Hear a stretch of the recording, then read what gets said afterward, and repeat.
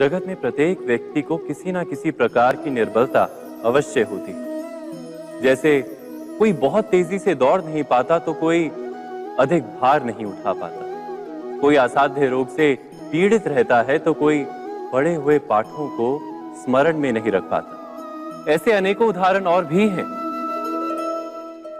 क्या आप किसी ऐसे व्यक्ति को जानते हैं जिसे सब कुछ प्राप्त हो और हम जीवन की उस एक निर्बलता को जीवन का केंद्र मानकर जीते हैं? इस कारणवश हृदय में दुख और असंतोष रहता है सदा।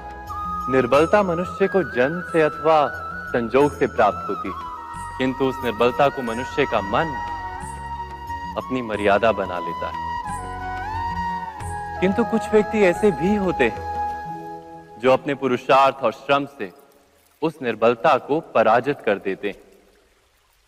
क्या भेद है उनमें और अन्य लोगों में? क्या आपने कभी विचार किया है? सरल सा उत्तर है इसका। जो व्यक्ति निर्बलता से पराजित नहीं होता, जो पुरुषार्थ करने का साहस रखता है हृदय में, वो निर्बलता को पार कर जाता है। अर्थात निर्बलता अवश्य ईश्वर देता है, किंतु मर्यादा मनुष्य का मन ही निर्मित करता है। स्वयं विचार कीजिए।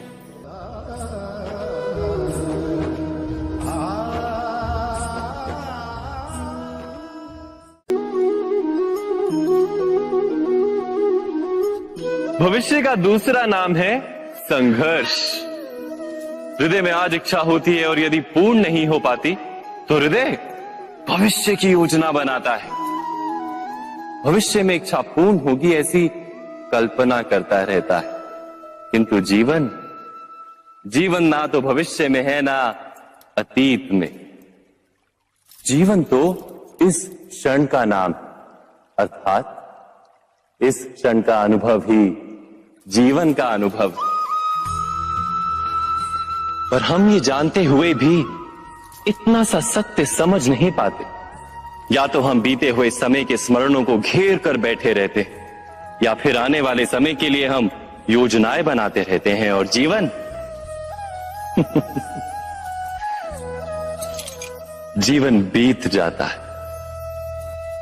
एक सत्य यदि हम हृदय में उतार लें कि ना हम भविष्य देख सकते हैं, ना ही भविष्य निर्मित कर सकते हैं, हम तो केवल धैर्य और साहस के साथ भविष्य को आलिंगन दे सकते हैं, स्वागत कर सकते हैं भविष्य का।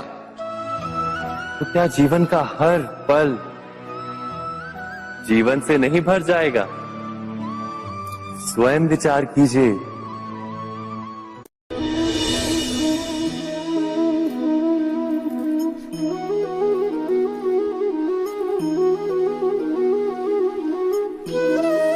ज्ञान प्राप्ति सदा ही समर्पण से होती है, यह हम सब जानते हैं। किंतु समर्पण का वास्तविक महत्व क्या है? क्या हमने कभी विचार किया?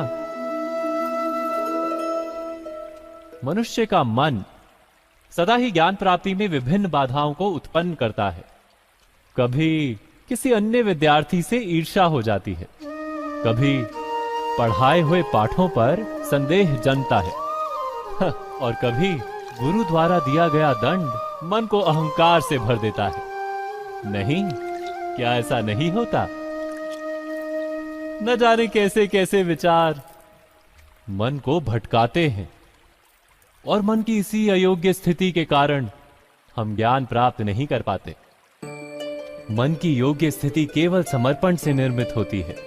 समर्पण मनुष्य के अहंकार का नाश करता है, ईर्ष्या, महत्वाकांक्षा आदि भावनाओं को दूर कर हृदय को शांत करता है और मन को एकाग्र करता है।